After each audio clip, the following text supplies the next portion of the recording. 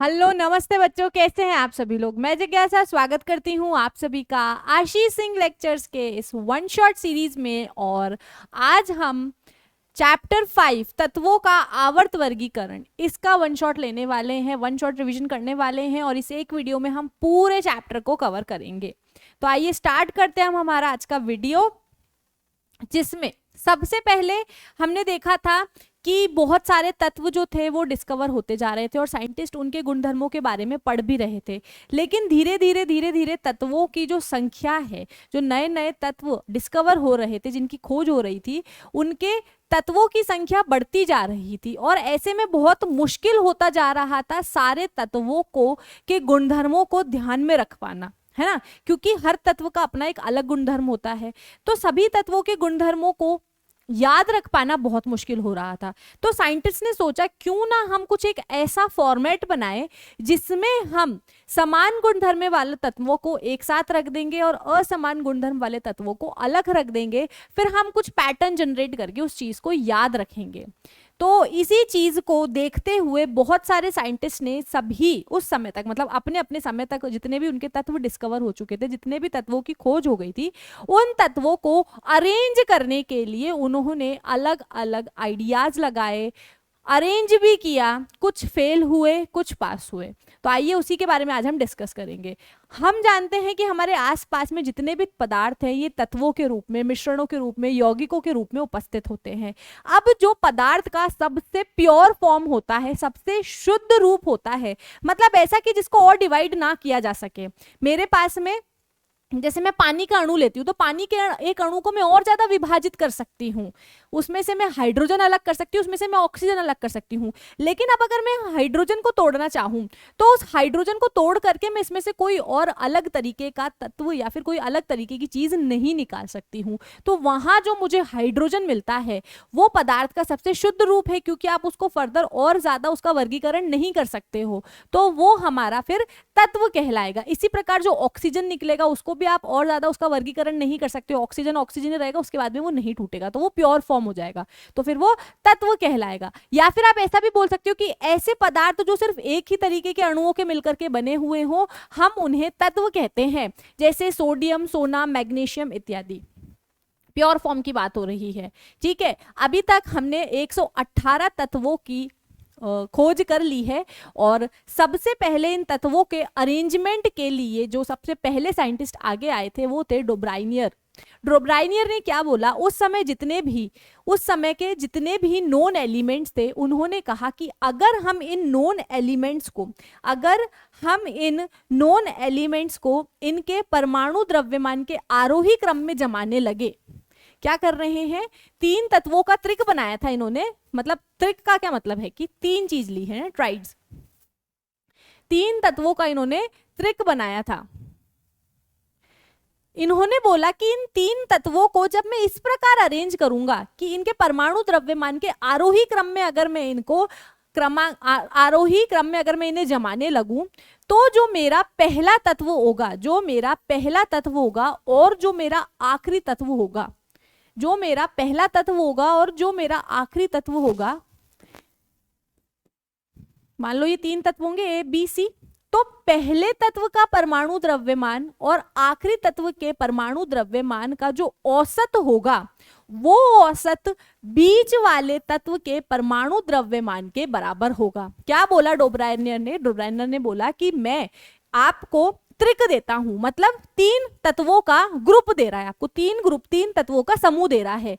उस समूह में जो भी तीन तत्व मौजूद है, उन तीन तत्वों को आपको परमाणु द्रव्यमान के आरोही क्रम में जमा लेना है। और जब आप ऐसा करोगे तो आप क्या नोटिस करोगे कि जो हमारा पहला तत्व है और जो हमारा आखिरी तत्व है, इन दोनों के परमाणु द्रव्यमान का जो औसत है,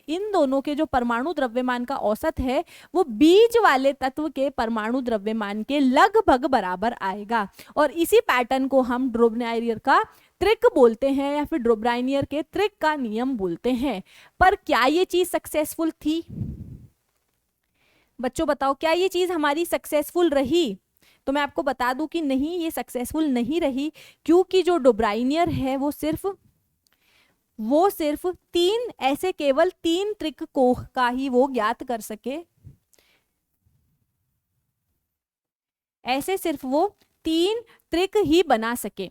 सारी, ये जो उनका त्रिक का नियम था, ये उस समय जितने भी तत्व उस समय डिस्कवर हो चुके थे, वो सारे के सारे तत्व ये डोब्राइनियर के त्रिक का नियम का पालन नहीं कर पा रहे थे।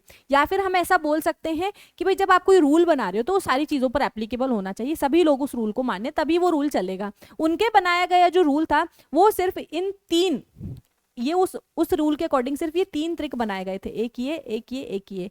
बाकी जितने भी तत्वों को जब हमने इस प्रकार समूह में व्यवस्थित करने की कोशिश करी तो हमने ये पाया कि पहले और आखिरी तत्व का जो परमाणु द्रव्यमान है वो बीच वाले तत्व के परमाणु द्रव्यमान के बराबर नहीं आ रहा है, मतलब उसका जो औसत द्रव्यमान है वो बीच वाले के बराबर नहीं आ रहा है, इसीलिए वो फेल भी हो गए थे। आप चाहो तो यहाँ पर एग्जाम्पल भी लिख सकते हो।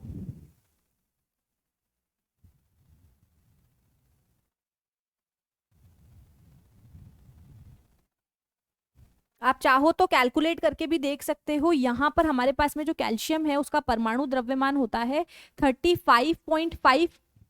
इसी तरीके से जो ब्रोमीन है उसका परमाणु द्रव्यमान हो जाएगा 79.9, और जो आयोडीन है उसका परमाणु द्रव्यमान आ जाएगा 126.9। तो यहाँ पर जब हम इन्हें ऐड करते हैं तो हम देखते हैं कि 126 और 35 लगभग लगभग हमें क्या करना है, इसका औसत निकालना है और आधा कर देना है। जोड़ोगे आप कितना आ जाएगा, 4, एक ऊपर कैरी गया 12, एक कैरी गया 3 और 3 6 और 1, तो यहाँ पर कितना आ गया 162.4। इसका औसत निकालना पड़ेगा हमें, मतलब हम आधा कर देंगे तो 81.2, लगभग लगभग लगभग लगभग बराबर है। ठीक है, एग्जैक्ट वैल्यू आपको नहीं मिलेगा, लगभग बोला था उसने।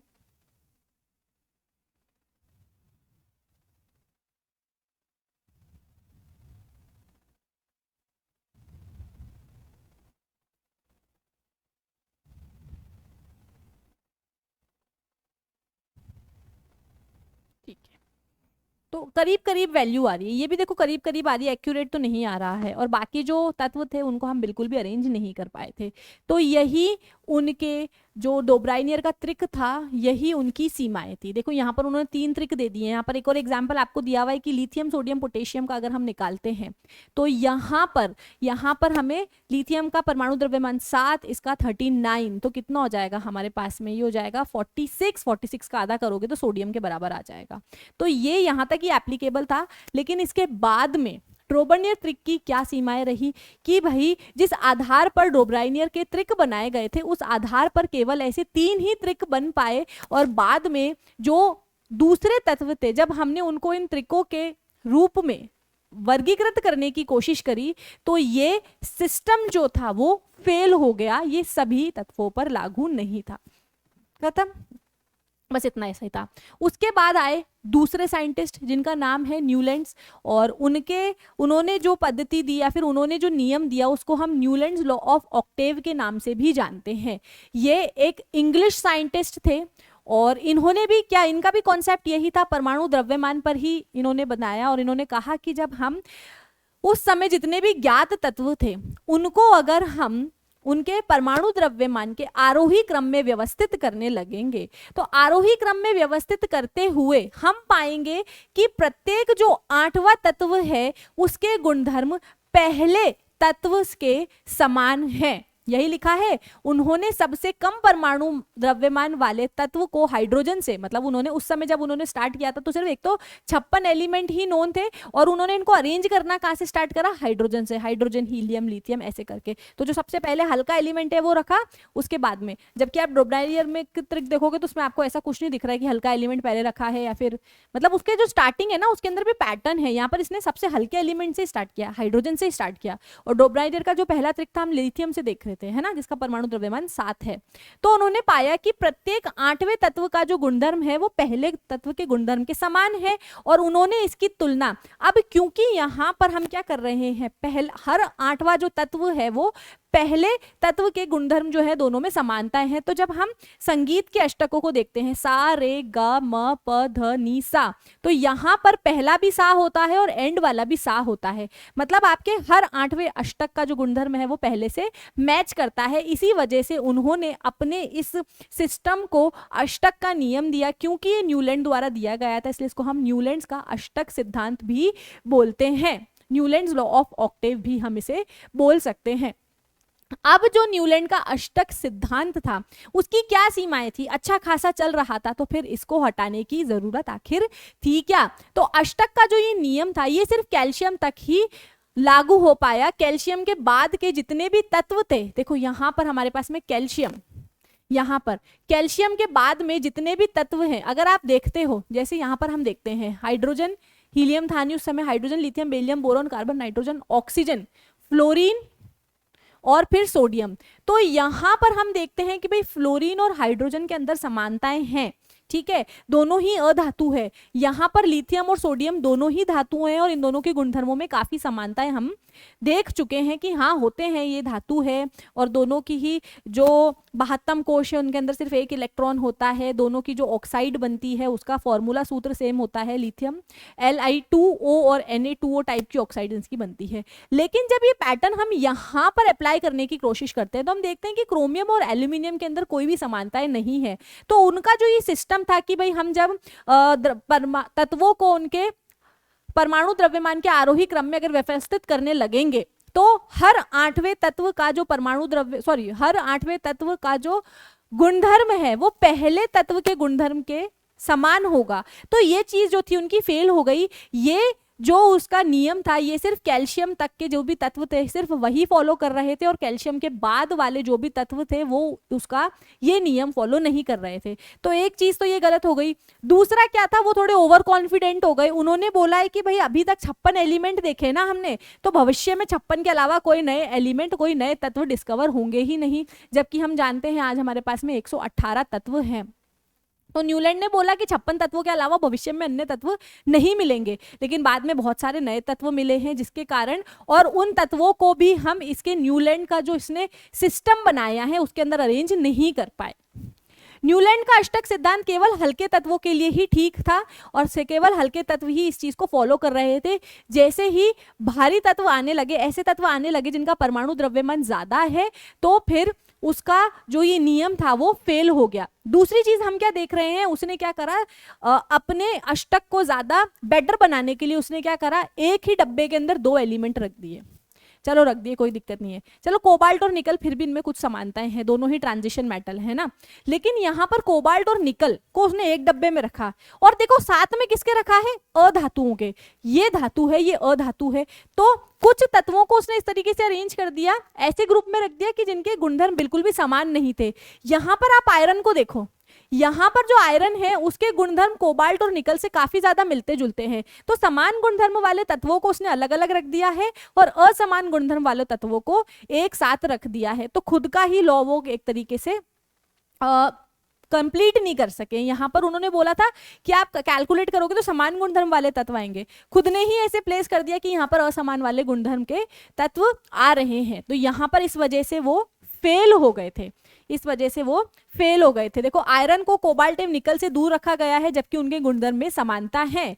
और आप ये भी बोल सकते हो कि जो कोबाल्ट और निकल है उनको उसने अधातुओं के साथ में रख दिया था जिनके गुणधर्म काफी अलग हैं।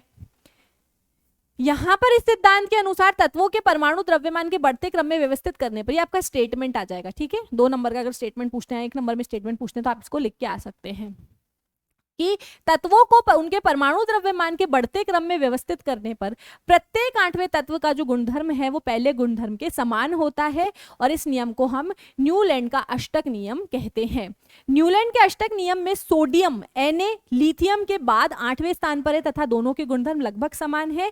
उसी तरह बेरिलियम और मैग्नीशियम के गुणधर्म भी समान है, लेकिन उसके बाद में कैल्शियम के बाद जब आप ऐसे तत्वों के अंदर समानताएं ढूंढने की कोशिश करते हो तो आप देखोगे कि कैल्शियम के बाद में जो भी तत्व है उनके अंदर कोई भी समानताएं हमें, उनके गुणधर्म में कोई भी समानताएं हमें नहीं मिलती है। इस कारण हमारा जो मेंडलीव बाद में फिर हाईलाइट हुआ है और उस कारण जो हमारा न्यूलैंड था वो फेल हो गया है। अब जब न्यूलैंड फेल हुआ है तो फिर मेंडलीव आगे आए, उन्होंने काफ़ी अच्छी मेहनत करी थी, काफ़ी अच्छी रिसर्च करी थी और उनकी पीरियोडिक टेबल को काफ़ी ज़्यादा एक्सेप्टेंस भी मिला क्योंकि काफ़ी अच्छे पॉइंट्स उन्होंने दिए थे।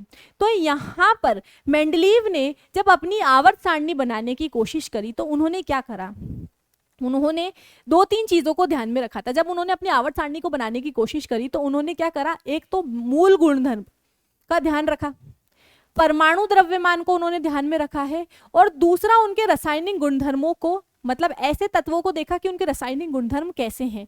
तो यहाँ पर इतनी सारी चीज़ों को ध्यान में रख करके उन्होंने अपनी आवर्त सारणी का निर्माण किया। अब कैसे इस्तेमाल किया वो मैं आपको अभी बताती हूँ। उन्होंने क्या करा, उन्होंने कार्ड लिए, है ना, अलग अलग उन्होंने कार्ड लेना स्टार्ट करे। फिर उन कार्ड्स पर क्या करा, उन्होंने तत्वों के नाम लिखा और तत्वों के रासायनिक गुणधर्म लिखना स्टार्ट कर दिया। जैसे उन्होंने कार्ड लिया है जिसके ऊपर सोडियम लिखा हुआ है, तो सोडियम उन्होंने लिखा, फिर सोडियम का परमाणु द्रव्यमान लिखा है, सोडियम के रासायनिक गुणधर्म लिख दिए और सोडियम के मूल गुणधर्म लिख दिए, है ना, बेसिक जो फिजिकल प्रॉपर्टीज थी उन्होंने वो लिख दी है। उसके बाद में उन्होंने क्या करा, उन कार्ड को अरेंज करना स्टार्ट करा। फिर जब वो अरेंज कर रहा था तो उसने देखा कि सोडियम के बाद में पोटेशियम आया, पोटेशियम और सोडियम का जो ऑक्साइड का सूत्र है वो एक जैसा है। जैसे सोडियम भी Na2O बनाता है और मैग्नीशियम भी क्या बनाता है, सॉरी पोटेशियम भी क्या बनाता है, पोटेशियम भी हमारा K2O बनाता है। इसी तरीके से इनका जो ऑक्साइड का सूत्र था वो एक जैसा था, इनके हाइड्राइड का सूत्र एक जैसा था। तो इस तरीके के जब उनको गुणधर्मों में समानता दिखी तो उन्होंने क्या करा कि परमाणु आरोही क्रम में उन्होंने अरेंज करना स्टार्ट करा। ये कार्ड रखा, ये क्या है, परमाणु द्रव्यमान के आरोही क्रम में रख रहे हैं। फिर मान लो कोई ऐसा तत्व आया जिसके गुणधर्म समान है, जैसे यहाँ पर सोडियम की बात कर रहे थे तो सोडियम और पोटेशियम के गुणधर्म समान थे, तो यहाँ पर उन्होंने क्या करा, भाई दोनों के गुणधर्म समान है ना, तो सबको एक ग्रुप में रखने लग गए। तो कुछ इस तरीके से उन्होंने यहाँ पर कोशिशें करी थी। और जैसे फिर यहाँ पर मैग्नीशियम ले सकते हो कि मैग्नीशियम और कैल्शियम के गुणधर्म समान थे तो उनको उन्होंने एक ग्रुप में रख दिया। तो इस तरीके से उन्होंने अपनी रिसर्च चालू करी। जब उन्होंने अपना काम चालू करा था, जब 63 एलिमेंट नोन थे और उन्होंने सभी को बहुत अच्छे से अरेंज करके दिया था हमें, ऐसे नहीं है कि डोबर्नियर की जैसे कि त्रिक बनाए तीन ही पर लागू हुए हैं, 3 ही तरीक बन पाए, दूसरों पर लागू नहीं है। न्यूलैंड के जैसे 20 तक ही एप्लीकेबल है, बाकी खुद के जो तत्व हैं वो अपने ही नियम का उल्लंघन कर रहे हैं, ऐसा नहीं था। इन्होंने काफी अच्छे से अरेंज किया था।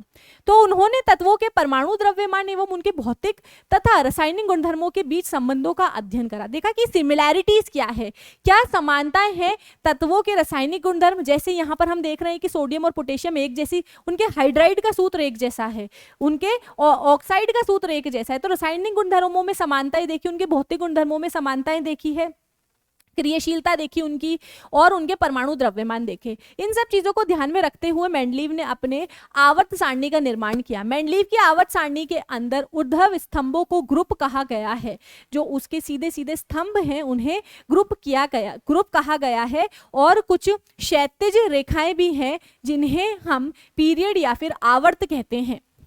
मेंडलीव की आवर्त सारणी में कुल 8 ग्रुप है। कितने ग्रुप हैं? 8 ग्रुप है। और मॉडर्न में कितने हैं? 18 है। और 6 आवर्त हैं। मॉडर्न के अंदर जो नई आवर्त सारणी है, आधुनिक आवर्त सारणी है, उसके अंदर 7 आवर्त है, और मेंडलीव की आवर्त सारणी में 6 आवर्त है। और ग्रुप कितने हैं मेंडलीव की आवर्त सारणी में? 8 ग्रुप हैं। तो मेंडलीव की आवर्त सारणी में प्रथम से लेकर 7वें ग्रुप उप ग्रुप में बांटी गई है, जिन्हें ग्रुप ए तथा ग्रुप बी कहा जाता है। देख लेते हैं हम, यहाँ पर हमारे पास में मेंडलीव की आवर्त सारणी है। यहाँ पर हम देख रहे हैं कि ये पहला ग्रुप है ना। इस पहले ग्रुप के अंदर इसने 2 पार्ट किए हैं, ए पार्ट और बी पार्ट। यहाँ पर R2O लिखा है। R2O का क्या मतलब है कि जिस भी तत्व की आप इस तत्व के अंदर, सॉरी इस ग्रुप के अंदर जिस भी तत्व को देखोगे उसके ऑक्साइड का सूत्र क्या होगा? R2O होगा। मतलब जैसे Na, जैसे Na2O, K2O, है ना, इस तरीके से। और यहाँ पे Rb2O आप देख सकते हो, रुबेडियम ऑक्साइड तरीके के। वैसे आपने सुने नहीं होंगे क्योंकि ये बहुत ज़्यादा भारी एलिमेंट्स हैं। ज़्यादातर हम जो एलिमेंट्स देखते हैं नेचर में वो हल्के वाले ही हम देखते हैं, और हमने पढ़ा भी ज़्यादा इनके बारे में ही है। तो इस तरीके से उनके पहला ग्रुप बनाया, उसको 2 पार्ट में डिवाइड कर दिया, ए पार्ट और बी पार्ट। ठीक है। और क्या कर रहा है उसने, ऑक्साइड और हाइड्राइड का सूत्र भी दे दिया है कि भाई अगर आप पहले ग्रुप में देख रहे हो तो पहले ग्रुप के अंदर जितने भी तत्व आपको मिलेंगे उनकी हाइड्राइड का सूत्र ये है और उनके ऑक्साइड का सूत्र ये है, तो जो बहुत अच्छी चीज थी। ऐसे ही हम दूसरे ग्रुप को देखेंगे तो यहाँ पर हम क्या देख रहे हैं, यहाँ पर भी उसने उसको दो पार्ट में बांटा है, ए और बी, यहाँ पर ए और बी, यहाँ पर ए और बी, तो मतलब हर ग्रुप को उसने दो पार्ट में बांट दिया है। और यहाँ पर यही चीज लिखी हुई है कि ग्रुप ए ग्रुप बी के अंदर बांट दिया। मतलब आपके पास में अगर पहला ग्रुप है तो ये पहला ग्रुप है ना, इसके अंदर ग्रुप का ए पार्ट और ग्रुप फर्स्ट का बी पार्ट, इस तरीके से जैसे आपके क्लास के सेक्शंस होते हैं वैसे। मेंडलीव की आवर्त सारणी में चौथे आवर्त से लेकर सातवें आवर्त तक दो दो भागों में प्रथम श्रेणी तथा द्वितीय श्रेणी में बांटी गई है। अब हम मेंडलीव की आवर्त सारणी देखते हैं, उसमें चौथे आवर्त को देखते हैं हम। यहाँ पर चौथे से लेकर सातवें आवर्त को अगर हम देखते हैं तो यहाँ पर ये दो दो भागों में बांटी गई है, प्रथम श्रेणी और द्वितीय श्रेणी। तो यहाँ पर देखो, यहाँ से देखो, यहाँ पर तो एक ही श्रेणी है, लेकिन यहाँ पर जब आप चौथे आवर्त में आते हो तो चौथे आवर्त में भी आपको क्या दिख रहा है, चौथे आवर्त में आपको दिख रहा है यहाँ पर कि चौथा आवर्त का ये प्रथम श्रेणी है, मतलब ये वाली प्रथम श्रेणी है, और चौथे आवर्त की ये द्वितीय श्रेणी है। मतलब ग्रुप नंबर सेम है लेकिन इनको कैटेगराइज कर दिया उसने, अलग अलग बांट दिया है। ऐसे ही ये पांचवा आवर्त है, ये पांचवा आवर्त है और ये उसकी प्रथम श्रेणी हो जाएगी और ये पांचवें आवर्त की द्वितीय श्रेणी हो जाएगी। छठे आवर्त की प्रथम श्रेणी हो जाएगी और छठे आवर्त की द्वितीय श्रेणी यहाँ पर हमें देखने को मिल रही है। तो यहाँ पर ये कुछ पॉइंट्स थे मेंडलीव की पीरियोडिक टेबल के लिए। तो आप देख सकते हो कितना ज्यादा सिस्टमैटिक उन्होंने अरेंज किया है। और क्या देखते हैं हम उनके बारे में कि तत्वों के आवर्त वर्गीकरण के लिए ऑक्सीजन और हाइड्रोजन के साथ बनने वाले यौगिकों का चुनाव। उन्होंने बताया है कि हर तत्व जो हाइड्रोजन और ऑक्सीजन से अभिक्रिया करेगा तो उनके लिए उन्होंने एक सूत्र भी दे दिया है, एक रासायनिक सूत्र भी दे दिया है कि अगर आप फर्स्ट आवर्त में देखोगे तो स्पेसिफिक आपको R2O मिलेगा, फर्स्ट ग्रुप में देखोगे तो R2O मिलेगा, सेकेंड ग्रुप में देखोगे तो आपको RO मिलेगा, थर्ड ग्रुप में देखोगे तो R2O3 मिलेगा। तो इस तरीके से हर ग्रुप के लिए उन्होंने हाइड्रोजन और ऑक्साइड से बनने वाले यौगिकों का रासायनिक सूत्र भी दे दिया है। अब उन्होंने एक सवाल ये आता है कि हाइड्रोजन और ऑक्सीजन ही क्यों चुना, क्योंकि हाइड्रोजन और ऑक्सीजन अत्यंत अभिक्रियाशील होते हैं और ये लगभग हर धातु के साथ में अभिक्रिया कर लेते हैं। तत्वों से बनने वाले हाइड्राइड एवं ऑक्साइड के सूत्र को तत्वों के वर्गीकरण के लिए मूल गुणधर्म बताया गया। उन्होंने उसकी बेसिक प्रॉपर्टी मानी कि हाँ भाई जो हर तत्व है वो हाइड्रोजन और ऑक्सीजन के साथ में तो अभिक्रिया करता ही है, तो क्यों ना जब मैं अपने आवर्त सारणी का निर्माण कर रहा हूं तो उसमें इस चीज को भी इंक्लूड कर लूं, उसमें इस चीज को भी देख लूं कि हर तत्व हाइड्रोजन और ऑक्सीजन के साथ में अभिक्रिया करके किस तरीके का यौगिक बनाता है। तो उस चीज को उन्होंने यहाँ पर कंसीडर किया, जो कि बहुत अच्छी बात थी। मेंडलीव की आवर्त सारणी के अवलोकन, ऑब्जर्वेशन देखते हैं हम। अधिकांश तत्वों को आवर्त सारणी में स्थान मिल गया है, मतलब उस समय जितने भी तत्व थे 63 थे ना, तो उनको अधिकतर हर तत्व को उन्होंने अपनी आवर्त सारणी में जमा दिया है। अपने परमाणु द्रव्यमान के आरोही क्रम में ये तत्व व्यवस्थित हो गए हैं। कैसे व्यवस्थित हो गए हैं? Increasing order of atomic mass, मतलब पहले हल्का द्रव्यमान वाला तत्व, फिर भारी द्रव्यमान वाला तत्व, फिर उससे भारी द्रव्यमान वाला तत्व, तो आराम से कोई भी दिक्कत नहीं आ रही, सब चीजें ठीक थी। ये भी देखा गया कि उन्होंने समान भौतिक एवं रासायनिक गुणधर्म वाले विभिन्न तत्वों को एक निश्चित अंतराल के बाद में फिर आ रहे हैं। ये भी हम पैटर्न देख रहे हैं यहाँ पर कि देखो यहाँ पर हाइड्रोजन इसका 1.008 है, ठीक है। उसके बाद में लिथियम, इसका द्रव्यमान लगभग 7 है, फिर बेरिलियम का 9, फिर 10, बोरोन का, कार्बन का 12। तो इस तरीके से सारी चीजों को अरेंज किया है। और हम क्या देख रहे हैं कि एक पर्टिकुलर प्रत्येक समय के बाद में, एक पर्टिकुलर टाइम पीरियड के बाद में, समय अंतराल के बाद में जो रिपीटेशन हम यहाँ पर देख रहे हैं, जो हम यहाँ पर पीरियोडिसिटी देख रहे हैं कि हर एलिमेंट जो है, जैसे हाइड्रोजन के नीचे जो एलिमेंट आ रहा है तो इनके गुणधर्म वाकई में एक दूसरे से समान है। परमाणु द्रव्यमान आरोही परमाणु द्रव्यमान के क्रम में तो व्यवस्थित है, लेकिन पैटर्न भी देखने को मिल रहा है कि लिथियम के नीचे जो एलिमेंट है, लिथियम के नीचे जो तत्व है उसके गुणधर्म समान है। इस तरीके से पोटेशियम के नीचे जो गुणधर्म है उसके तत्व जो है सोडियम के समान है। तो एक हमें पैटर्न देखने को मिल रहा है कि हाँ, समूह में आने वाले सभी तत्वों के गुणधर्म आपस में मेल खाते हैं। ठीक है, तो हर निश्चित समय अंतराल के बाद में यहाँ पर आपको गुणधर्मों में समानताएं भी देखनी पड़ी। यहाँ पर मेंडलीव की आवर्त सारणी का सिद्धांत क्या था कि भाई कोई ना कोई प्रिंसिपल तो उसने देखा होगा, तो उसने बोला कि हाँ, मेंडलीव की आवर्त सारणी का जो सिद्धांत है वो ये है कि तत्वों के जो भौतिक और रासायनिक गुणधर्म होते हैं वो उनके परमाणु द्रव्यमान का आवर्त फलन होते हैं, कि किसी भी तत्व के जो भौतिक और रासायनिक गुणधर्म है वो उनके परमाणु द्रव्यमान की वजह से है। हालांकि ये चीज बाद में जाकर के गलत प्रूफ हुई थी। हम जब हेनरी मोजले की टेबल देखते हैं 1913 में जो बनाई गई थी, उसके अंदर ये स्टेटमेंट चेंज हो जाता है और वहां पर बोला जाता है कि तत्वों के जो रासायनिक और भौतिक गुणधर्म होते हैं वो उनके परमाणु संख्या का आवर्त फलन होते हैं। तो उस टाइम में मेंडलीव की भी बेचारे की कोई गलती नहीं थी, क्योंकि जिस समय ये काम हो रहा था उस समय एटम के बेसिक जो एलिमेंट्री पार्टिकल है, इलेक्ट्रॉन, प्रोटॉन, न्यूट्रॉन, उन सब के बारे में ठीक से जानकारी नहीं थी। कुछ एलिमेंट्स डिस्कवर हुए थे, कुछ सब एटॉमिक पार्टिकल डिस्कवर हुए थे, कुछ नहीं हुए थे। जैसे न्यूट्रॉन के बारे में तो हमें 1932 में पता लगा था। तो इस तरीके से हमें काफी सारी चीजें नहीं पता थी। ठीक है, चलो अगले चैप्टर पे आते हैं, मतलब अगले हमारे टॉपिक पे आते हैं। मेंडलीव की आवर्त सारणी की उपलब्धियां, क्या अचीवमेंट्स, ये अच्छी बातें क्या थी, वो तो हमने ऑब्जर्वेशन किया है कि हम क्या क्या देख रहे हैं। अच्छी बातें क्या है यहाँ पर, कि सभी तत्वों को वर्गीकरण संभव है, कि आपने सारे के सारे तत्वों को वर्गीकरण कर दिया है। जो टेबल बनाई है, जो रूल बनाया है, उसमें सारे के सारे फिक्स आते हैं और सब अरेंज हो गए हैं। उन्होंने आवर्त सारणी में तत्वों को द्रव्यमान का अपना आधार बनाया है। उन्होंने किस तरीके से अरेंज करा है, द्रव्यमान के आधार पर, आरोही क्रम में द्रव्यमान, परमाणुओं द्रव्यमान के आरोही क्रम में उनको अरेंज किया है।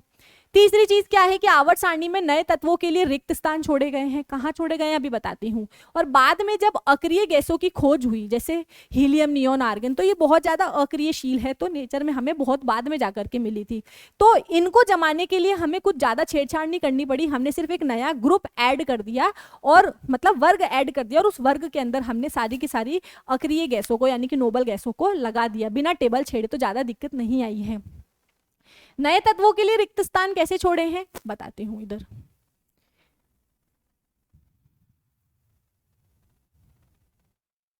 यहां पर अगर आप ऑब्जर्व करो, यहां पर आपको ऑब्जर्व करना है कि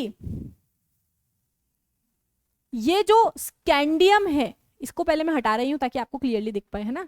यहाँ पर जो हमारे पास में ये स्कैंडियम है, ये गैलियम है और ये जर्मेनियम है। ये तो मॉडर्न पीरियोडिक टेबल में जब इसकी जो टेबल बन गई थी ना, मेंडलीव की टेबल बन गई थी, उसके बाद में इसके अंदर चेंजेस करके यहाँ पर इनको फिक्स कर दिया। लेकिन जब मेंडलीव ने अपनी ये टेबल बनाई थी तो उस समय ये स्कैंडियम, गैलियम, जर्मेनियम थे ही नहीं, तो उसने यहाँ पर खाली स्थान छोड़ दिए थे।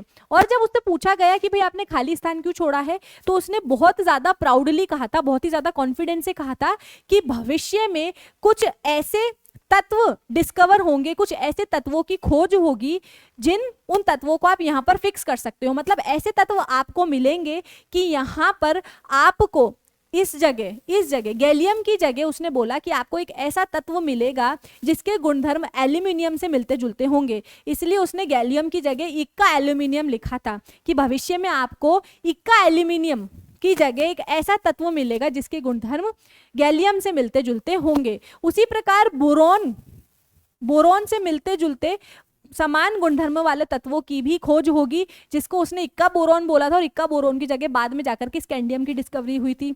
उसी प्रकार उसने बोला था कि भविष्य में एक और ऐसा एलिमेंट का खोज होगा, एक ऐसे तत्व की खोज होगी जिसके गुणधर्म सिलिकॉन के समान होंगे, और उसने यहाँ पर खाली स्पेस छोड़ करके उस चीज को लिखा था इक्का सिलिकॉन। और बाद में इक्का सिलिकॉन की जगह फिर जर्मेनियम की खोज हुई, जो बहुत ही अपने आप में बहुत बड़ी बात थी, क्योंकि उस समय इतने ज्यादा रिसोर्सेज नहीं थे, उतने ज्यादा कम्युनिकेशंस वगैरह अवेलेबल नहीं थे, तो जो भी चीजें होती थी वो बहुत ज्यादा अपने दिमाग को और बहुत ज़्यादा एक्टिव माइंड को यूज़ करके किया गया है। आजकल तो हम फिर भी बहुत सारी चीज़ें सर्च कर लेते हैं क्योंकि हमारे पास में टेक्नोलॉजी, उस समय तो इतनी टेक्नोलॉजी भी नहीं थी। तो ये भी बहुत अच्छी चीज थी उनकी टेबल की, लेकिन फिर भी फेल क्यों हो गए हैं वो, है ना, फिर भी फेल क्यों हो गए हैं वो। तो यहाँ पर उनके आवर्त सारणी की कुछ सीमाएं भी थी, क्योंकि देखो बच्चों, उन्होंने किस आधार पर अरेंज करा है, उन्होंने परमाणु द्रव्यमान के आधार पर अपनी टेबल को, अपनी आवर्त सारणी को अरेंज करा है। लेकिन हम जानते हैं कि जो तत्व हैं उनके समस्थानिक भी हमें मिलते हैं। मतलब हमारे पास में नेचर में बहुत सारे ऐसे तत्व हैं जिनका परमाणु संख्या तो सेम होता है लेकिन परमाणु द्रव्यमान अलग अलग होता है। जैसे कैल्शियम की हम बात करें तो कैल्शियम 35 भी आपको क्लोरीन की हम बात करें तो क्लोरीन आपको 35 द्रव्यमान वाला भी मिलता है और 40 द्रव्यमान वाला भी 37 द्रव्यमान वाला भी मिलता है। तो दो तरीके के क्लोरीन आपको मिलते हैं। एक क्लोरीन तो ऐसा जिसका द्रव्यमान 35U है और एक क्लोरीन ऐसा जिसका द्रव्यमान 37U है। तो आवर्त सारणी में हमें कौन सा यहाँ पर क्लोरीन रखना चाहिए, क्योंकि इसके दो समस्थानिक मिल रहे हैं। तो इस वजह से उनकी आवर्त सारणी की सीमा थी कि इस आवर्त सारणी में समस्थानिकों के लिए कोई स्थान नहीं थे। भाई कौन सा रखना ये भी नहीं पता और दोनों रखने के लिए भी कोई स्पेशल व्यवस्था नहीं थी, तो यहाँ पर वो फेल हो गए थे। दूसरी चीज क्या है कि हाइड्रोजन को एक न्याय संगत स्थान नहीं मिला था, क्योंकि अगर हम हाइड्रोजन को देखें तो हाइड्रोजन HCl बनाता है, ऐसे ही NaCl भी बनता है, ऐसे ही KCl भी बनता है। मतलब हाइड्रोजन जो है वो धातुओं की तरह व्यवहार कर रहा है। दूसरी तरह अगर हम हाइड्रोजन का अणु देखते हैं तो H2 बनता है, Cl2 बनता है, I2 बनता है, Br2 बनता है। मतलब हाइड्रोजन अधातुओं की तरह द्वि अणु वाला, मतलब दो परमाणु जुड़कर द्विपरमाणु अणु भी बनाता है। तो हाइड्रोजन की जो प्रॉपर्टी है वो धातुओं जैसी भी है, अधातुओं जैसी भी है। फिर भी उसने हाइड्रोजन को कहां रखा, फिर भी उसने हाइड्रोजन को धातुओं के साथ में रखा है। फिर भी उसने हाइड्रोजन को कहां रखा है, धातुओं के साथ में रखा है। और क्यों रखा है उसके लिए उसने कोई करेक्ट एक्सप्लेनेशन नहीं दिया है। इस वजह से ये भी उसकी एक सीमा रही। तो ये कुछ आवर्त सारणियों की सीमा थी। इसके बाद में हम पढ़ेंगे तत्वों का आवर्त वर्गीकरण जो मॉडर्न पीरियोडिक टेबल पर बेस्ड है।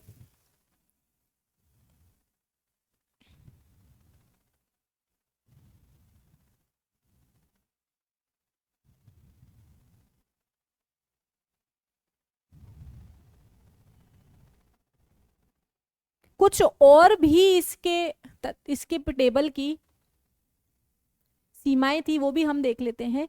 यहां पर अगर आप ऑब्जर्व करोगे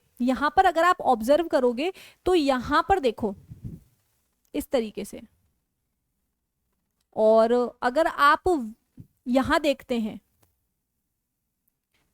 यहां पर वेनेडियम का जो परमाणु द्रव्यमान है वो 40.94 है, फिर क्रोमियम का 50.20 है। मतलब ये परमाणु द्रव्यमान ज्यादा है, ये परमाणु द्रव्यमान कम है।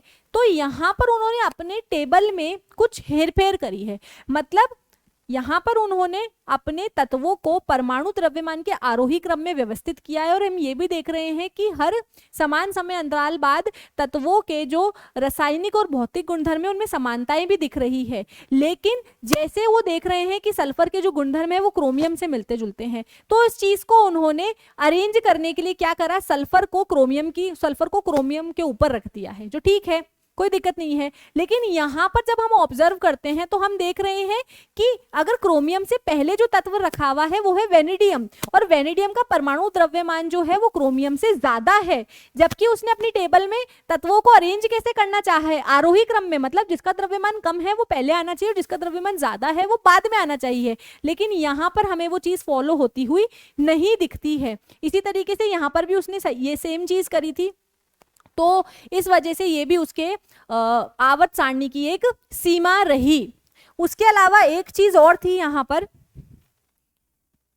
कि हम देख रहे हैं कि यहाँ पर अगर आप ऑब्जर्व करो, रुबेडियम का जो परमाणु द्रव्यमान है 85.47 है, स्टोरेंशियम का कितना है 87.62। तो ये अनुमान लगाना मुश्किल है कि भविष्य में अगर कोई नया तत्व खोजा जाता है तो एग्जैक्टली इन दोनों के मध्य कितने तत्वों को खोजा जा सकता है, क्योंकि यहाँ पर पॉइंट में भी बहुत ज्यादा बदलाव आ रहा है, जिस वजह से इस चीज का प्रिडिक्शन करना, इस चीज का अनुमान लगाना बहुत ज्यादा मुश्किल हो जाता है कि दो तत्वों के बीच में और ऐसे कौन से तत्व हमें मिल सकते हैं, कितने तत्व हमें मिल सकते हैं दो तत्वों के बीच में। तो इस चीज का अनुमान लगाना बहुत ही ज्यादा मुश्किल हो रहा था। तो ये कुछ उसके आवर्त सारणी की सीमाएं थी। अब हम फाइनली पढ़ेंगे हमारा आधुनिक आवर्त सारणी को।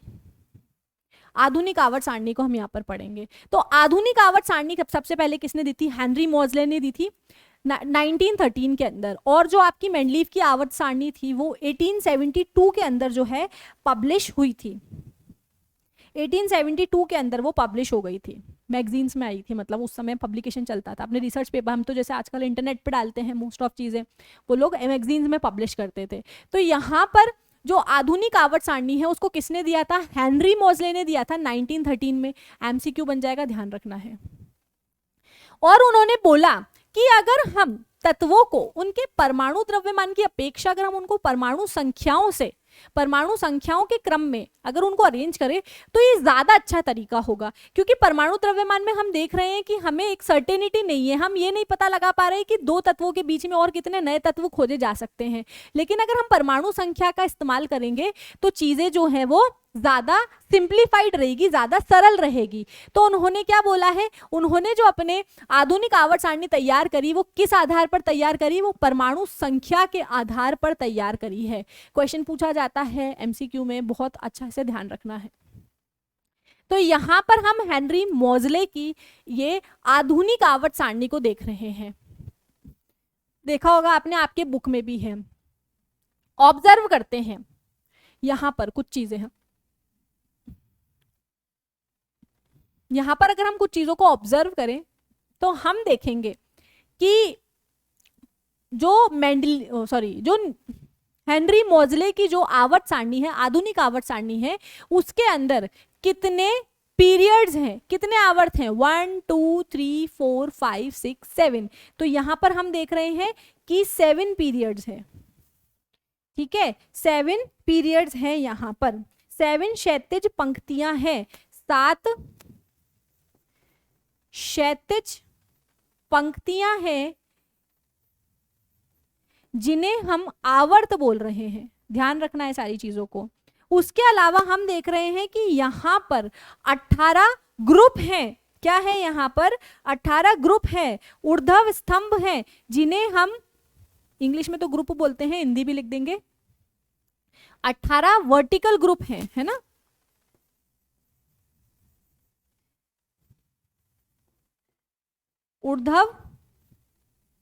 ऊर्ध्व स्तंभ है, ऊर्ध्व स्तंभ हैं जिन्हें उन्होंने समूह कहा है। तो कितने समूह हैं आधुनिक आवर्त सारणी में?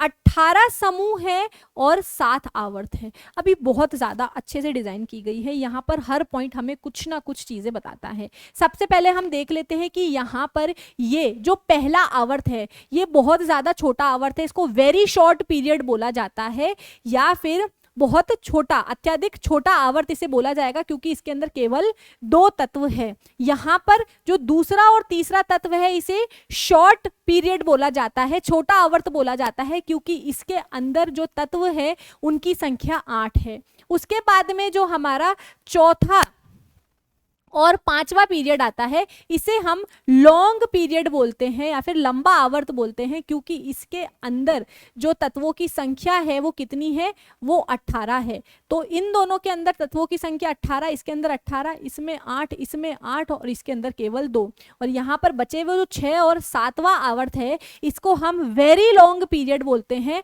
बहुत लंबा आवर्त हम इसे बोलते हैं। क्यों? क्योंकि इसके अंदर मौजूद तत्वों की संख्या है 32। तो हम देख रहे हैं कि पहले आवर्त में केवल 2 तत्व हैं, दूसरे और तीसरे आवर्त में केवल 8 तत्व हैं, और चौथे और 5वें आवर्त में 18 तत्व हैं, और छठे और 7वें आवर्त में हमारे पास में 32 तत्व हैं।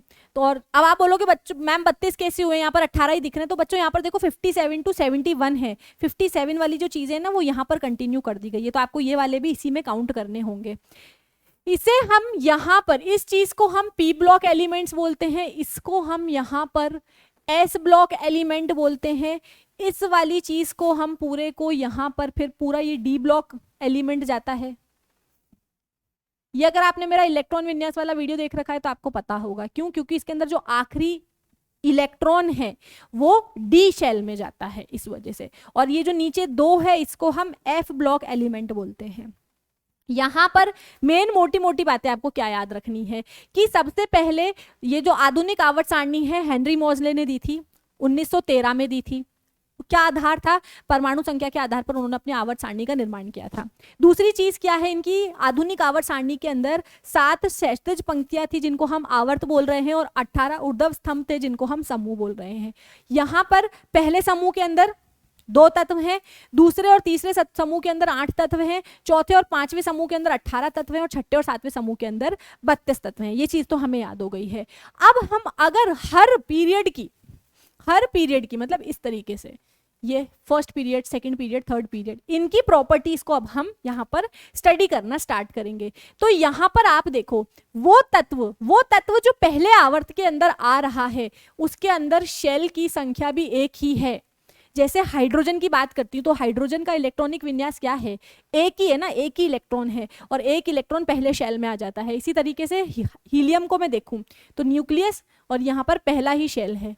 अब अगर मैं यहाँ पर सेकंड आवर्त की बात करती हूँ, दूसरे आवर्त की बात करती हूँ, तो दूसरे आवर्त के अंदर शेल की संख्या कितनी है? 2 है। आप सबका इलेक्ट्रॉनिक विन्यास ड्रॉ करके देख लो, आपको आवर्त सारणी के अंदर जो दूसरे नंबर का आवर्त है उसमें जितने भी तत्व मौजूद है उन सब के अंदर शेल की संख्या 2 होगी, के और एल, पहला के दूसरा एल। तीसरे आवर्त में आती हूं तो शेल की संख्या भी कितनी हो जाती है? 3। चौथे आवर्त में आऊंगी तो शेल की संख्या भी कितनी हो जाएगी? 4। पांचवें आवर्त में आऊंगी तो मतलब इन सभी तत्वों के पास में कितने शेल होते हैं? 5 शेल होते हैं। इनके पास में 6 और इनके पास में इसी तरीके से 7।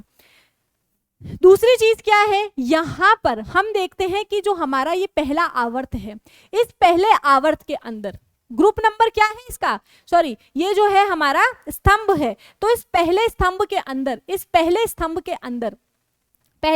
अंदर जितने भी तत्व मौजूद है उनके 72 कोश के अंदर मौजूद इलेक्ट्रॉनों की संख्या भी कितनी है? 1 है। आप इलेक्ट्रॉनिक विन्यास लिख करके देख सकते हो। हाइड्रोजन का लिखूंगी तो कितना आएगा? 1 आएगा। लिथियम का लिखूंगी तो कितना आएगा? 2 1 आएगा। सोडियम का लिखूंगी तो कितना आएगा? 2 8 1 आएगा। तो यहां से हम देख सकते हैं कि ग्रुप नंबर से, ऊर्ध्व स्तंभ नंबर से या फिर समूह नंबर से हमें यह भी पता लग रहा है कि उस तत्व के 72 कोश के अंदर इलेक्ट्रॉनों की संख्या कितनी है, जिससे हम उस तत्व की संयोजकता भी ज्ञात कर सकते हैं और उस तत्व के रासायनिक गुणधर्मों के बारे में भी काफी कुछ अंदाजा लगा सकते हैं। तो ये बहुत अच्छी चीज थी यहाँ पर।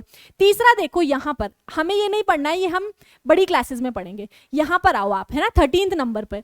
13 नंबर का जो तत्व है आपको उसको ऐसे करके पढ़ना है, 10 + 3। मतलब यहाँ पर जो 13वें नंबर का समूह है उस समूह के अंदर जितने भी तत्व हैं उनके 72 कोश में इलेक्ट्रॉनों की संख्या कितनी होगी? 3 होगी। मतलब ये अपने आप को स्थिर करने के लिए 3 इलेक्ट्रॉन त्याग देते हैं।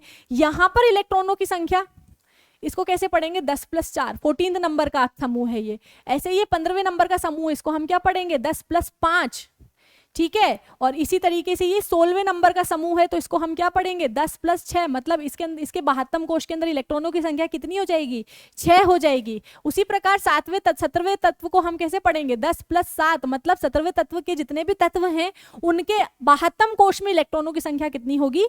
7 होगी। और यहाँ पर 18वें तत्व जिनको हम नोबल ग्रुप भी बोलते हैं, इसके अंदर इलेक्ट्रॉनों की संख्या कितनी होगी? 10 + 8। तो 72 कोश में केवल 8 इलेक्ट्रॉन मौजूद होंगे। तो इस तरीके से हम देख रहे हैं कि स्तंभ की संख्या से या फिर समूह की संख्या से हम इलेक्ट्रॉन विन्यास के बारे में भी पता कर सकते हैं। उनके 72 कोश में कितने इलेक्ट्रॉन मौजूद है ये भी पता कर सकते हैं। और आवर्त नंबर से हम ये पता लगा सकते हैं कि तत्व जिस आवर्त में आ रहा है उसके अंदर शेल की संख्या भी उतनी ही होगी।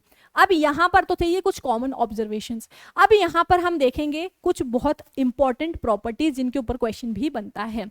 आधुनिक आवर्त सारणी का नियम क्या है? 1 नंबर में पूछा जाता है। याद रहना चाहिए कि आधुनिक आवर्त सारणी में तत्वों के भौतिक एवं रासायनिक गुणधर्म उनके परमाणु संख्या के आवर्त फलन होते हैं। कि किसी भी तत्व के जो रासायनिक और भौतिक गुणधर्म है वो उसके परमाणु संख्या के वजह से है, उसी के आधार पर हमने उसको बांटा है। परमाणु संख्या क्या होती है? परमाणु संख्या हम कैसे डिसाइड करेंगे कि किस तत्व की परमाणु संख्या क्या है? तो किसी भी तत्व की परमाणु संख्या हम उस तत्व के नाभि में मतलब न्यूक्लियस में मौजूद प्रोटॉन की संख्या से ज्ञात करते हैं। अगर मैं बोल रही हूं कि क्लोरीन का परमाणु संख्या 17 है, मतलब क्लोरीन के नाभि के अंदर 17 प्रोटॉन मौजूद है, या फिर मैं ऐसा बोल सकती हूँ कि क्लोरीन की नाभि में 17 प्रोटॉन मौजूद है, इसीलिए मैंने उसका परमाणु संख्या 17 रखा है। क्योंकि जो प्रोटॉन है वो हमारे रासायनिक अभिक्रिया में भाग नहीं लेते हैं, तो उनकी जो संख्या है वो फिक्स रहने वाली है। दूसरी तरफ हम देखते हैं कि जिस भी तत्व की हम बात कर रहे हैं उसके अंदर जितने प्रोटॉन होते हैं उतने ही इलेक्ट्रॉन होते हैं, समान होती है उनकी संख्या, लेकिन इलेक्ट्रॉन क्या करते हैं, रासायनिक अभिक्रिया में भाग लेते हैं और उनकी संख्या कम ज्यादा होती रहती है। इसलिए हम उसके रेफरेंस में, इसलिए जब भी हम परमाणु संख्या की बात करते हैं तो हम प्रोटॉन के रेफरेंस में बात करेंगे कि जितने नाभि में प्रोटॉन होंगे उतनी ही परमाणु संख्या मौजूद होगी, मतलब उसकी परमाणु संख्या उतनी ही होगी। तो यहाँ पर आवर्त सारणी हमने पीछे लगा दी है।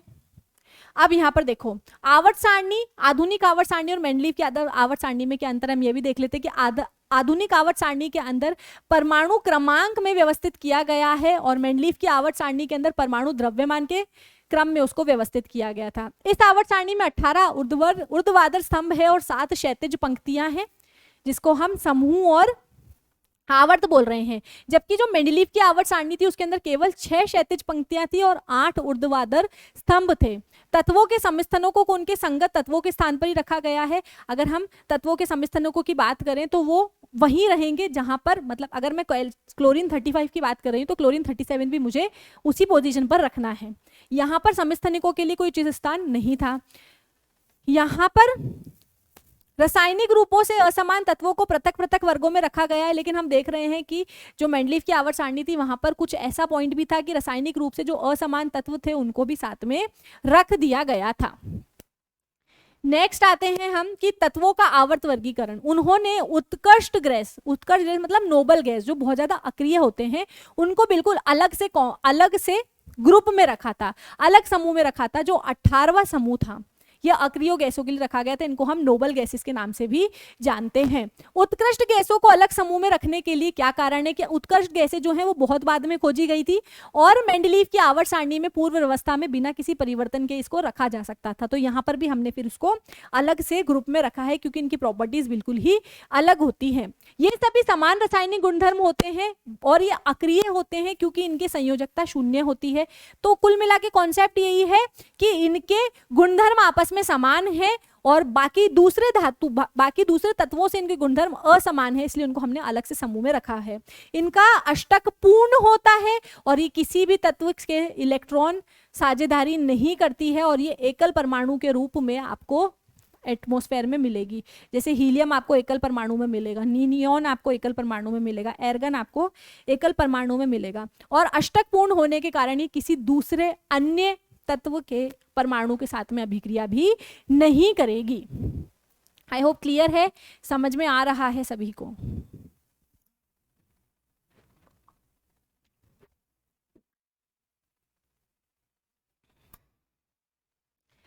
नेक्स्ट, परमाणु संख्या। परमाणु संख्या को हम Z से दर्शाते हैं। परमाणु संख्या अणु के केंद्र में, परमाणु के केंद्र में,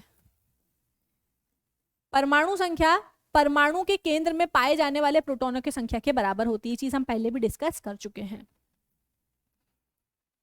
आधुनिक आवर्त सारणी में तत्वों की स्थिति। अब आधुनिक आवर्त सारणी के अंदर हमने पढ़ लिया है कि 18 ऊर्ध्व स्तंभ है जिन्हें हम समूह कह रहे हैं और 7 क्षैतिज पंक्तियां जिन्हें हम आवर्त कह रहे हैं। यहाँ पर किसी भी आवर्त में पाए जाने वाले सभी तत्वों के कोषों की संख्या बराबर होती है, शेल की संख्या बराबर होती है। जैसे आप लिथियम, बेरिलियम, बोरॉन, ये सब किस में आते हैं, ये सब दूसरे आवर्त में आते हैं। तो सबके अंदर आवर्त की सबके अंदर जो समूह लिथियम, बेरिलियम, बोरॉन, कार्बन और नाइट्रोजन जो है ये सभी क्या है, ये सभी आपके दूसरे नंबर के आवर्त में आते हैं। तो इनके कोषों की संख्या भी एक जैसी है। कितनी है देखो, इलेक्ट्रॉन कैसे कैसे डिस्ट्रीब्यूट किया गया है, 2 शेल में, 2 शेल में, 2 शेल में, 2 शेल में, 2 शेल में, मतलब दूसरे आवर्त में आने वाले सभी तत्वों के अंदर सिर्फ 2 कोष मौजूद होंगे। उदाहरण, समूह 1 के अंदर हाइड्रोजन के अंदर एक ही कोष है, लिथियम दूसरे आवर्त में आता है तो उसके अंदर 2 कोष है, नाइट्रोजन दूसरे आवर्त में आता है तो उसके अंदर भी 2 कोष है, पोटेशियम आपका तीसरे आवर्त में आता है, सॉरी सोडियम आएगा इधर, नाइट्रोजन नहीं आएगा ना। सोडियम आपका तीसरे आवर्त में आता है तो इसके अंदर कोशों की संख्या भी 3 है, और आपका जो पोटेशियम है वो चौथे आवर्त में आता है तो इसके अंदर कोशों की संख्या भी 4 है। सभी तत्वों के संयोजी इलेक्ट्रॉन की संख्या एक समान भी है, हम देख रहे हैं। तो समूह में नीचे जाने पर कोशों की संख्या बढ़ती है। तो यहां से एक इंपॉर्टेंट कंक्लूजन हम क्या निकालते हैं, यहां से हम इंपॉर्टेंट कंक्लूजन ये निकाल सकते हैं कि आवर्त में, समान आवर्त में आने वाले कोशों की संख्या समान है। एग्जाम्पल आप कोई सा भी दे सकते हो ना, कोशों की संख्या समान है। अगर यही हम स्तंभ की बात करें, अगर हम समूह की बात करें, समूह में नीचे जाने पर, ऊपर से नीचे जाने पर कोशों की संख्या बढ़ती रहती है। कोशों की संख्या बढ़ती रहती है, बढ़ती रहती है। ठीक है, तो यहां पर 2 चीज थी, हमने यहां पर कंक्लूड कर ली है। आगे चलते हैं कि आवर्त, किसी विशेष आवर्त में पाए जाने वाले तत्वों की संख्या इस बात पर निर्भर करती है कि किस प्रकार के इलेक्ट्रॉन भिन्न कोशों में भरे जाते हैं। अगर हम किसी एक आवर्त की बात कर रहे हैं तो उस आवर्त में जो हमें तत्व मिल रहा है, उस तत्वों की संख्या इस बात पर निर्भर करती है कि उसमें इलेक्ट्रॉन किस प्रकार भरे जा रहे हैं। भाई यहाँ पर आपको समझना क्या है, अगर मैं तीसरे नंबर की आवर्त की बात कर रही हूं तो तीसरे नंबर के आवर्त में कितने कोश होंगे, तीसरे आवर्त में कितने कोश होंगे। तो ये कोश किस बात पे निर्भर करता है, कोशों की संख्या किस बात पर निर्भर करेगी, उनके इलेक्ट्रॉन विन्यास पर निर्भर करेगी। इलेक्ट्रॉन को किस प्रकार भरा जा रहा है इस बात पर निर्भर करेगा, किस प्रकार भरा जा रहा है इस पर निर्भर करेगा। फॉर एन एग्जाम्पल, अगर मैं यहाँ पर मैग्नीशियम की बात करूं तो मैग्नीशियम के अंदर इलेक्ट्रॉन को हम किस प्रकार भरते हैं, 2 8 2। तो यहाँ पर जो मैग्नीशियम है उसके अंदर कोशों की संख्या कितनी है, 3 है। मतलब मैग्नीशियम के पास में, मैग्नीशियम का आवर्त कौन सा है, तीसरा आवर्त है। आप इस प्रकार भी बता सकते हो। तो ये आवर्त के अंदर, विशेष आवर्त में पाए जाने वाले तत्वों की संख्या किस बात पर निर्भर करती है कि कितने तत्व आएंगे, वो भी इस बात पर निर्भर करेगा कि आपके इलेक्ट्रॉनों के अंदर कोश के अंदर कितने इलेक्ट्रॉन भरे जा रहे हैं। इस बात को हम आगे ऐसे समझ सकते हैं कि विभिन्न कोशों में भरे जाने वाले इलेक्ट्रॉनों की संख्या के आधार पर आवर्त में तत्वों की संख्या बता सकते हैं कि किस आवर्त में किस आवर्त के अंदर कितने तत्व आएंगे, वो आप उनके कोशों की संख्या फिर उनके अंदर भरे जाने वाले इलेक्ट्रॉनों की संख्या से बता सकते हो। अब हमें पता है कि किसी भी कोश के अंदर इलेक्ट्रॉनों की अधिकतम संख्या कितनी होती है, 2n² के सूत्र से आप दे सकते हो। तो यहाँ पर अगर हम K कोश की बात करते हैं तो K कोश का जो इलेक्ट्रॉन, K कोश के अंदर आप पहला कोश होता है ये, तो इसके अंदर अधिकतम इलेक्ट्रॉन कितने भरे जा सकते हैं, 2 इलेक्ट्रॉन भरे जा सकते हैं। इसी प्रकार अगर हमारे पास में 4 शेल है ना, KLMN, तो इसके लिए n का मान कितना है, 1 2 3 4। अगर मैं इसकी बात करूं तो इसको आप इस फॉर्मूले में रखो, कितना हो जाएगा, 2 × 3² = 2 × 9। मतलब इसके अंदर 18 इलेक्ट्रॉन भरे जा सकते हैं। तो मतलब हम तीसरे नंबर के आवर्त में केवल उन्हीं तत्वों को रख सकते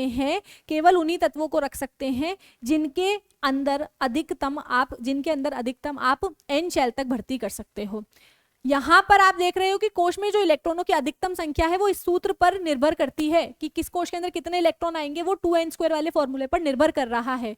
और यहाँ पर हर कोश के अंदर जो इलेक्ट्रॉनों की संख्या है वो उनके आवर्त पर भी निर्भर कर रही है। अब देखो यहाँ पर कोश के अंदर जो इलेक्ट्रॉन है कोश के अंदर जो इलेक्ट्रॉन है वो इस बात पर निर्भर कर रहे हैं कि आप उनको भर कैसे रहे हो, और आवर्त के अंदर कितने कितने तत्व आएंगे वो भी इसी बात पर डिपेंड कर रहा है। किस आवर्त के अंदर कितने तत्व आएंगे वो भी इस बात पर निर्भर करेगा कि तत्वों के अंदर आप इलेक्ट्रॉनों, उन तत्वों के कोशों के अंदर आप इलेक्ट्रॉन्स को किस तरीके से भर रहे हो। तो वैसे मैंने आपको याद भी करवा दिया है, आप उससे भी देख सकते हो। तत्वों का आवर्त वर्गीकरण, यहां पर हम देख रहे हैं कि आवर्त सारणियों में तत्वों की स्थिति कैसी है। तो आवर्त सारणी में तत्वों की स्थिति उनके रासायनिक क्रियाशीलता को बताती है, उनके संयोजकता इलेक्ट्रॉन को बताती है, तत्व किस तरीके का आबंध बनाएंगे वो बताती है, तथा निर्मित आबंध का प्रारूप तथा संख्या निर्धारित होती है। आवर्त सारणी को देखकर के आप बता सकते हो कि हाँ भाई यहाँ पर जो आपका तत्व है वो किस प्रकार का बंध बनाएगा, सहसंयोजी बंध बनाएगा या फिर आपका आयनिक बंध बनाएगा, और अगर बंध बनाएगा तो कितने बॉन्ड बनाएगा, सिंगल बॉन्ड बनाएगा, डबल बॉन्ड बनाएगा, ट्रिपल बॉन्ड बनाएगा। तो ये सारी चीजें आप आवर्त सारणी से देख करके बता सकते हैं। संयोजकता, सबसे पहले हमने देखा है कि जब तत्व रासायनिक यौगिक बनाते हैं तो दूसरे परमाणुओं के साथ तत्वों की संयोजकता क्षमता को संयोजकता कहते हैं। क्या मतलब है इसका, कि कोई तत्व अपने आप को स्थिर करने के लिए, अपने आप में नोबल गैस का अष्टक प्राप्त करने के लिए कितने इलेक्ट्रॉनों को त्यागता है या फिर कितने इलेक्ट्रॉनों को ग्रहण करता है, वही उसकी संयोजकता बताती है। तो यहाँ पर मैं आपको पहले भी बता चुकी हूँ कि हमने मेजरली पहला ग्रुप देखा है, दूसरा ग्रुप देखा है, बीच वालों को छोड़ देना है यहाँ पर, और इस तरीके से पहला ग्रुप है, मतलब पहले ग्रुप के अंदर जितने भी तत्व हैं उनके संयोजकता इलेक्ट्रॉनों की संख्या 1 हो जाएगी। दूसरे ग्रुप के अंदर जितने भी तत्व हैं उनके संयोजकता इलेक्ट्रॉनों की संख्या 2 हो जाएगी। नहीं यकीन है तो आप इलेक्ट्रॉनिक विन्यास लिख करके देख सकते हो। यहाँ पर तीसरा ग्रुप 13वां ग्रुप है। 13वें ग्रुप को हम कैसे पढ़ेंगे, 10 + 3, मतलब 13वें ग्रुप के अंदर जितने भी तत्व है उनके 72 कोश के अंदर केवल 3 इलेक्ट्रॉन मौजूद होंगे, मतलब उनकी संयोजकता कैसी है, +3 है। संयोजकता इलेक्ट्रॉन कितने हो गए, 3 हो गए, संयोजकता कितनी हो जाएगी, +3 हो जाएगी।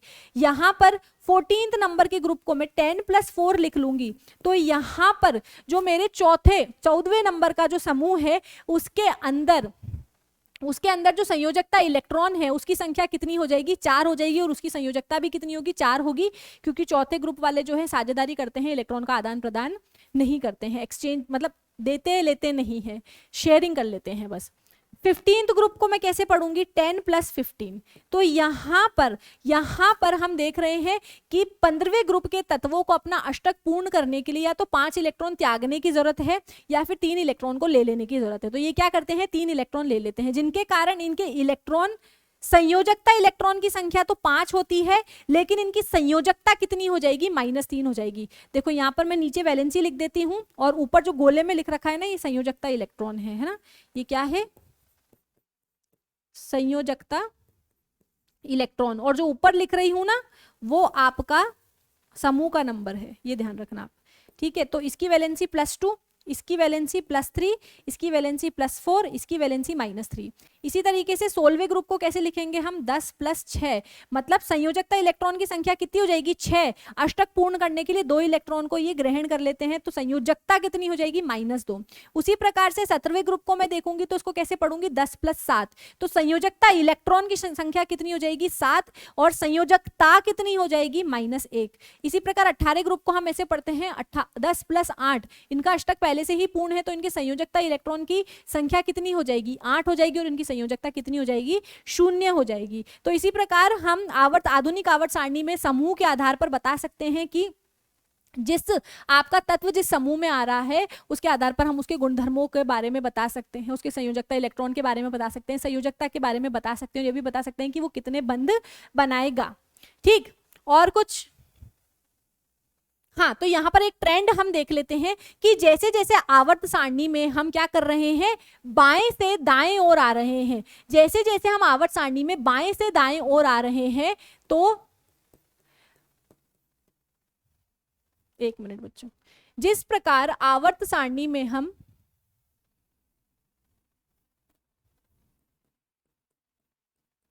बाएं से दाएं आने पर क्या प्रॉपर्टी देख रहे हैं कि जो संयोजकता है ना, संयोजकता क्या हो रही है, पहले बढ़ती है फिर घटती है। एक पॉइंट ये हो जाएगा हमारा। दूसरा क्या है, संयोजकता इलेक्ट्रॉन की संख्या। संयोजकता इलेक्ट्रॉन की संख्या, जो हमारा मेन पॉइंट है उसको मैं येलो बॉक्स में डाल देती हूँ, है ना। संयोजकता इलेक्ट्रॉन की जो संख्या है वो क्या हो रही है, संयोजकता इलेक्ट्रॉन की संख्या बाएं से दाएं ओर आने पर बढ़ती है। ये हमारा कॉमन ऑब्जर्वेशन है कि बाएं से दाएं ओर आने पर हम क्या क्या देख रहे हैं, तो ये क्या हो रही है, बढ़ती है। और हम क्या देख सकते हैं, धात्विक प्रकृति। और हम क्या ऑब्जर्व कर सकते हैं, बाएं से दाएं होने पर धात्विक प्रकृति को अगर हम देखें, धात्विक प्रकृति, तो बाईं से दाईं ओर आने पर, है ना, यहां से यहां आने पर हम क्या देख रहे हैं, तो बाईं से दाईं ओर आने पर हम देखते हैं कि धात्विक प्रकृति जो है ना वो घटती है। क्यों घट रही है, क्योंकि धातुएं कौन होती है, जो इलेक्ट्रॉन का त्याग करती है। तो यहां पर ये इलेक्ट्रॉन का त्याग कर रही है तभी +1 वैलेंसी है, ये इलेक्ट्रॉन का त्याग कर रही है इसलिए +2 की संयोजकता है, ये भी इलेक्ट्रॉन का त्याग कर रहा है, ये भी इलेक्ट्रॉन का त्याग कर रहा है। लेकिन आप इसके बाद में देखते हो कि इलेक्ट्रॉन त्यागने की क्षमता कम हो जाती है और इलेक्ट्रॉन एक्सेप्ट करने की क्षमता, ग्रहण करने की क्षमता बढ़ जाती है। और जो इलेक्ट्रॉन को ग्रहण करते हैं उन्हें तो हम अधातु बोलते हैं, उन्हें तो हम अधातु बोलते हैं, और जो इलेक्ट्रॉन को त्याग देते हैं उन्हें हम धातु कहते हैं। तो हम क्या बोल सकते हैं कि आधुनिक आवर्त सारणी में किसी भी आवर्त में बाएं से दाएं जाने पर धात्विक प्रकृति क्या होगी, घटेगी, घटेगी। ठीक है। और क्या बोल सकते हैं कि अधात्विक प्रकृति की बात करूं, तो अगर मैं अधात्विक प्रकृति की अगर मैं बात करूं तो यहां पर हमारा अधात्विक प्रकृति जो है वो क्या करेगी, बढ़ेगी। अधात्विक प्रकृति हमारी बढ़ेगी। और क्या चीज हम यहां पर देख सकते हैं, चलो और पढ़ते पढ़ते हमें याद आ जाएगा। हाँ, अगर हम साइज की बात करें, बाएं से दाएं ओर आ रहे हैं हम, बाईं से दाईं ओर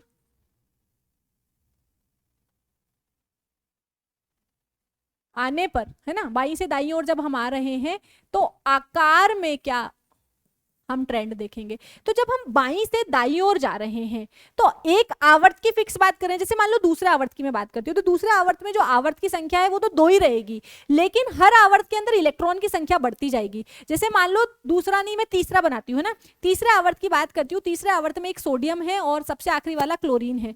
यहाँ पे अगर मैं इलेक्ट्रॉन विन्यास लिखूँ तो कितना आता है, 2 8 1। यहाँ पर अगर मैं इलेक्ट्रॉन विन्यास लिखूँ तो कितना आता है, 2 8 7। ड्रॉ करो न्यूक्लियस, यहां पर 2 इलेक्ट्रॉन, यहां पर 8 इलेक्ट्रॉन, ठीक है, और यहां पर 1 इलेक्ट्रॉन। इसी तरीके से इसको देखो, न्यूक्लियस 2 इलेक्ट्रॉन, 8 इलेक्ट्रॉन, और इसी तरीके से बाहर 7 इलेक्ट्रॉन। तो यहां पर जब मैं बाएं से दाएं जा रही हूं तो कोशों की संख्या तो सेम है, लेकिन कोशों में भरने वाले इलेक्ट्रॉनों की संख्या बढ़ रही है, जिसके कारण क्या होगा, प्रभावी नाभिकीय जो आवेश है वो बढ़ जाएगा। मतलब यहां पर जो आपका आकर्षण बल लग रहा है वो 11 इलेक्ट्रॉन और 11 प्रोटॉन के बीच में लग रहा है, और यहां पर जो आकर्षण बल है वो 17 इलेक्ट्रॉन और 17 प्रोटॉन के बीच में लग रहा है, जिसके कारण ये आकर्षण बल ज्यादा होगा। तो क्या होगा, जो बाहर के कोश है वो थोड़े से सिकुड़ करके नाभि की तरफ आ जाएंगे, और जो आपका परमाणु का आकार है वो घट जाएगा। तो मैं क्या कह सकती हूं कि बाएं से दाएं आने पर आकार जो है वो घटेगा। बाईं से दाईं आने पर क्या होगा, आकार जो है मेरा घटेगा। क्यों घटेगा भाई, इसका कारण क्या है, प्रभावी नाभिकीय या फिर केंद्रीय लिख देती हूं, प्रभावी केंद्रीय आवेश बढ़ने के कारण, आवेश बढ़ने के कारण।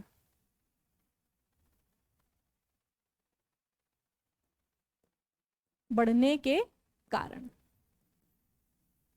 ठीक है। एक चीज ये हो गई, हमने डिस्कस कर लिया है। अब हम देखते हैं, देखो ये आ गया ना परमाणु साइज। परमाणु साइज से परमाणु की त्रिज्या का पता चलता है। जब मैं परमाणु साइज की बात कर रही हूँ तो मैं रेडियस की बात कर रही हूँ ना, त्रिज्या की बात कर रही हूँ। एक परमाणु के केंद्र से 72 कोश की दूरी को हम परमाणु का साइज बोलते हैं। मतलब ये मेरा केंद्र हो गया येलो कलर का, इस केंद्र से 72 कोश की जो दूरी होगी उसको मैं क्या बोलूंगी, उसको मैं बोल दूंगी परमाणु की त्रिज्या। और उसी त्रिज्या के रेफरेंस में मैं क्या बात करती हूँ, परमाणु के आकार में बात करती हूँ। तो आवर्त में बाएं से दाएं जाने पर परमाणु साइज या त्रिज्या घटती है क्योंकि नाभिक के आवेश में वृद्धि होती है। बता दिया क्यों वृद्धि होती है। यहाँ पर आपको एक एग्जाम्पल भी दे रखा है, देखो सोडियम का आकार 186 पिकोमीटर है। पिकोमीटर के अंदर कितने मीटर होते हैं बच्चों, 10⁻⁻12 मीटर। याद रखना, क्वेश्चन पूछा जाता है। और क्लोरीन का साइज देखो 99 पिकोमीटर, छोटा हो गया ना। तो समूह में ऊपर से नीचे आने पर क्या होगा, तो समूह में ऊपर से नीचे आने पर आकार बढ़ेगा। क्यों, क्योंकि कोशों की संख्या बढ़ती जा रही है। अगर यहाँ पर अगर मैं पहले समूह की बात करूं तो पहले समूह के अंदर टोटल 7 आवर्त है ना, 1 2 3 4 5 6 7। तो यहाँ पर अगर तीसरे आवर्त के अंदर सिर्फ 3 कोश होंगे, सिर्फ 3 कोश होंगे। और यहाँ पे 7वें आवर्त में न्यूक्लियस 1 कोश 2 कोश 3 कोश 4 कोश 5 कोश 6 कोश और ऐसे ही 7 कोश। ओवरलैप हो गया, रफ डायग्राम है ना, आप लोग प्रॉपर्ली बनाना, वैसे बनाने के लिए नहीं आता है। तो यहाँ पर 7वें आवर्त में कोशों की संख्या ज्यादा हो जाएगी, तो भाई नाभि की 72 कोश से दूरी बढ़ जाएगी। 72 कोश से दूरी बढ़ जाएगी तो प्रभावी के नाभि के चार्ज भी कम हो जाएगा, प्रभावी केंद्रीय आवेश भी कम हो जाएगा, जिसके कारण जो परमाणु है उसका साइज बढ़ जाएगा। तो ऊपर से नीचे आने पर आपके 72 कोश की दूरी बढ़ जाती है और जिसके कारण जो आपका परमाणु त्रिज्या है वो बढ़ेगा, ये ध्यान रखना। चलो, धात्विक गुण बता दिया है कि जो इलेक्ट्रॉन त्यागता है वो धात्विक गुण का होता है, जो इलेक्ट्रॉन एक्सेप्ट करता है वो क्या होता है, वो अधात्विक गुण होता है। तो धात्विक गुण का क्या अर्थ है, किसी तत्व के इलेक्ट्रॉन त्यागने की क्षमता। तो यहां पर धात्विक गुणधर्म सारणी में हम आए तो आवर्त में बाएं से दाएं जाने पर हम क्या देखेंगे कि जो धात्विक गुण है वो कम हो जाता है, इलेक्ट्रॉन त्यागने की क्षमता कम होती जाती है ना, जिसकी वजह से धात्विक गुण कम होता जाएगा। इसके विपरीत क्या बोल सकती हूँ कि अधात्विक गुण बढ़ता जाएगा। धातु इलेक्ट्रॉन खोते हैं और धनात्मक आयन बनाते हैं, अतः धातु वैद्युत धनात्मक कहलाते हैं। चीज ध्यान रखना, वैद्युत धनात्मक क्या होते हैं, जो धातुएं इलेक्ट्रॉन खोकर के धनायन बनाती है उनकी इसी प्रॉपर्टी को हम इलेक्ट्रोपॉजिटिविटी बोलते हैं। धनात्मक धातु वैद्युत धनात्मक तत्व होते हैं, क्यों, क्योंकि वो इलेक्ट्रॉन को खोते हैं, उसको इलेक्ट्रोपॉजिटिविटी भी बोलते हैं। समूह में ऊपर से नीचे आने पर, भाई देखो समूह है, कोशों की संख्या बढ़ रही है, कोशों की संख्या बढ़ रही है मतलब प्रभावी केंद्रीय चार्ज कम हो गया है, जिसकी वजह से 72 कोश में से इलेक्ट्रॉन निकालना और इजी हो गया है, 72 कोश में से इलेक्ट्रॉन को त्याग करना और इजी हो गया है। मतलब ऊपर से नीचे आने पर नाभिकीय आवेश घट जाता है और बाहरी इलेक्ट्रॉन में से इजीली हम सुगमता पूर्वक इलेक्ट्रॉन निकल जाते हैं, जिसके कारण धात्विक कैरेक्टर, धात्विक गुण जो है ऊपर से नीचे आने पर धात्विक गुण बढ़ेगा और बाएं से दाएं जाने पर धात्विक गुण घटेगा।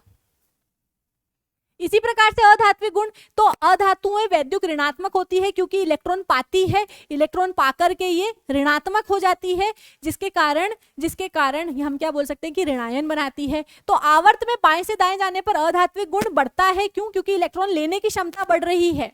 प्रभावी नाभिक के आवेश बढ़ने के कारण इलेक्ट्रॉन ग्रहण होने लगते हैं और इलेक्ट्रॉन ग्रहण करने की प्रवृत्ति भी बढ़ जाती है, क्योंकि न्यूक्लियस की दूरी 72 कोश से कम है, तो और जो पास में इलेक्ट्रॉन आएगा उसको भी वो अट्रैक्ट करके अपने पास में रख लेते हैं। समूह में ऊपर से नीचे आने पर अधात्विक गुण कम होता है, क्योंकि नाभि की 72 कोश से दूरी बढ़ जाती है, तो इलेक्ट्रॉन थोड़े आवारा टाइप हो जाते हैं और फटाफट से निकल करके बाहर चले जाते हैं। तो इलेक्ट्रॉन त्यागने की क्षमता बढ़ रही है तो धात्विक गुण बढ़ रहा है, नीचे आने पर अधात्विक गुण कम हो रहा है। आवर्त सारणी के मध्य में उपधातु या अर्धधातुएं पाई जाती है। मतलब आवर्त सारणी को अगर आप बीच में देखोगे तो आपको कुछ धातुएं, कुछ ऐसे तत्व मिलेंगे जो धातुओं के गुण भी दिखाती है और अधातुओं के गुण भी दिखाती है। ऐसे तत्वों को हम उपधातुएं या अर्धधातुएं बोलते हैं। ये कुछ गुण धातुओं के तथा कुछ गुण अधातुओं के दर्शाते हैं। धातु ऑक्साइड क्षारीय प्रकृति की होती है, जबकि अधातु ऑक्साइड यहाँ पर हमारी अम्लीय प्रकृति की होती है। ये भी चीज आपको ध्यान रखना है। तो यहाँ पर ये कुछ चीजें थी, यहाँ पर ये कुछ चीजें थी हमारी आवर्त सारणी से जुड़ी हुई। एक चीज मैं आपको और बता देती हूँ, उपधातुओं के नाम भी मैं आपको बता देती हूँ कि आवर्त सारणी के अंदर कौन कौन से उपधातु हमें यहाँ पर देखने को मिलते हैं। तो बोरोन से लेकर के हमारे यहाँ पर पोलोनियम तक चलते हैं। मार्क करवा देती हूँ मैं आपको।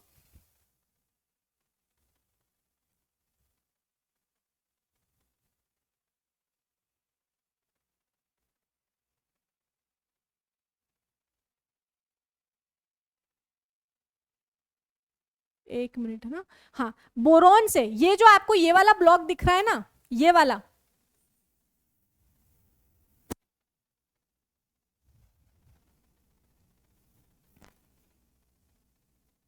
ये वाला जो आपको ब्लॉक दिख रहा है ना, बोरॉन, फिर सिलिकॉन, फिर जर्मेनियम, एर्सेनिक, एंटीमनी, पोलोनियम, ये सब जो है ना आपका, ये लेवोनियम फिर नया आ गया, लेकिन फिर भी ये जो आपका ऑरेंज ब्लॉक दिख रहा है ना, ये आपके उपधातु हैं, इसका ध्यान रखना। ठीक है, तो उपधातु भी पूछ सकते हैं कि निम्न में से उपधातु कौन सी है, तो आपको याद होनी चाहिए। तो that's all for today guys, आज हम इतना ही पढ़ेंगे। अगले लेक्चर में मिलते हैं आपसे किसी और चैप्टर के वन शॉट में। तब तक के लिए पढ़ते रहिए, ख्याल रखिए अपना, बाय बाय।